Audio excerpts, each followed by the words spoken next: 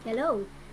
Good morning everyone. Sa umagang to ay isang ritual na naman ang ating gagawin. Ito ay para ma-obsess sa inyo ang inyong minamahal. Sa ritual na to ay gagamit tayo ng set of numbers na related sa obsession. So, 3, 1, 0, 0, 3, 0. So, ang mangyayari, babanggitin nyo ang number na to. Halimbawa, 310030. Susunod natin ang pangalan ng taong pinatutungkulan natin. Tapos yung wish natin. So, kahit ilan pwede. 310030. Juan de la Cruz, ma-obsess ka sa akin. 310030. Juan de la Cruz, mamimiss mo ako palagi ng labis-labis. 310030. Juan de la Cruz, tatawagan mo ako palagi.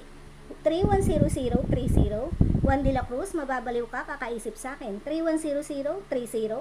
Juan de la Cruz, ngayon din ay kung magkagalit halimbawa kayo, sabihin nyo,